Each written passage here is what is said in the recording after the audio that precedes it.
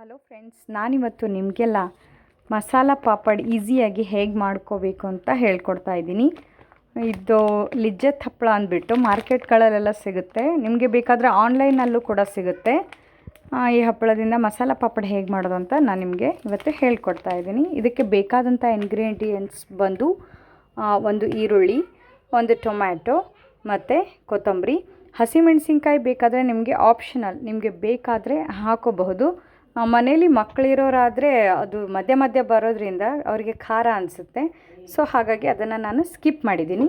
Next ಖಾರ, ಉಪ್ಪು ಮತ್ತು ಚಾಟ್ ಮಸಾಲ ಇವಿಷ್ಟನ್ನು ತೆಕ್ಕೊಂಡು ನಾನು ಮಸಾಲ ಪಾಪಡ್ ಹೇಗೆ ಮಾಡೋದು ಅಂತ ನಿಮಗೆ ಹೇಳ್ಕೊಡ್ತೀನಿ. ಫ್ರೆಂಡ್ಸ್, ಈ ಮಸಾಲ ಪಾಪಡನ ನಾನು ಫ್ರೈ ಮಾಡ್ತಾ ಇಲ್ಲ, ಬದಲಾಗಿ ರೋಸ್ಟ್ ಮಾಡಿಕೊಂಡು ಹೇಗೆ ಮಾಡೋದು ಅಂತ ಹೇಳ್ಕೊಡ್ತಾ ಇದ್ದೀನಿ.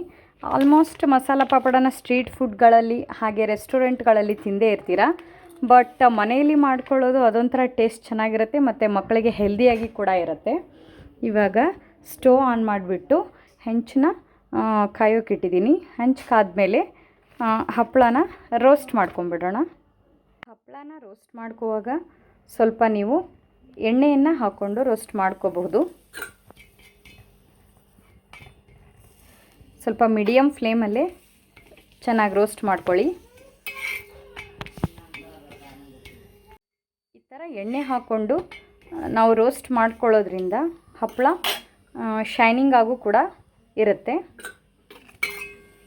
ತುಂಬ ಜಾಸ್ತಿ ರೋಸ್ಟ್ ಮಾಡ್ಕೊಳ್ಳೋದು ಬೇಡ, ಯಾಕಂದರೆ ಕಲರ್ ಚೇಂಜ್ ಆಗಿ ಸ್ವಲ್ಪ ರೆಡ್ಡಿಶ್ ಆಗಿಬಿಡುತ್ತೆ. ಸೊ ಸ್ವಲ್ಪ ಮೀಡಿಯಮ್ ಫ್ಲೇಮಲ್ಲಿ ರೋಸ್ಟ್ ಮಾಡಿಕೊಂಡು ಎತ್ತಿಟ್ಕೋಬೇಕು.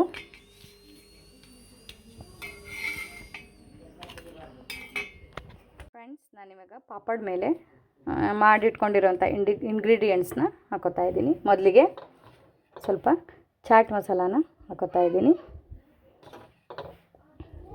ನೆಕ್ಸ್ಟು ಉಪ್ಪನ್ನು ಹಾಕೋತಾ ಇದ್ದೀನಿ. ಉಪ್ಪು ಸ್ವಲ್ಪ ನೋಡಿ ಹಾಕ್ಕೊಳ್ಳಿ, ಯಾಕಂದರೆ ಹಪ್ಪಳದಲ್ಲಿ ಉಪ್ಪಿನ ಅಂಶ ಸ್ವಲ್ಪ ಜಾಸ್ತಿ ಇರೋದ್ರಿಂದ ಉಪ್ಪು ಆಗಬಾರ್ದಲ್ಲ, ಹಾಗಾಗಿ ಸ್ವಲ್ಪ ನೋಡಿ ಹಾಕ್ಕೊಳ್ಳಿ. ನೆಕ್ಸ್ಟ್ ಖಾರನ ಹಾಕೋತಾ ಇದ್ದೀನಿ. ನೆಕ್ಸ್ಟ್ ಇದಾದಮೇಲೆ ಸ್ವಲ್ಪ ಈರುಳ್ಳಿನ ಹಾಕೋತಾ ಇದ್ದೀನಿ. ನೆಕ್ಸ್ಟ್ ಟೊಮ್ಯಾಟೋನ ಹಾಕೋತಾ ಇದ್ದೀನಿ. ನೆಕ್ಸ್ಟ್ ಕೊರಿಯಾಂಡರ್ನ ಹಾಕೋತಾ ಇದ್ದೀನಿ.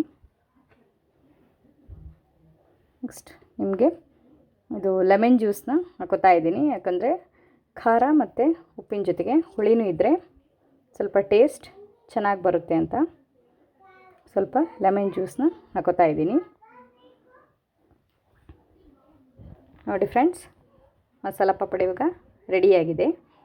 ನಿಮಗೆ ಈ ವಿಡಿಯೋ ಇಷ್ಟ ಆದರೆ ಲೈಕ್ ಮಾಡಿ, ಶೇರ್ ಮಾಡಿ ಮತ್ತು ಸಬ್ಸ್ಕ್ರೈಬ್ ಮಾಡಿ. Thank you.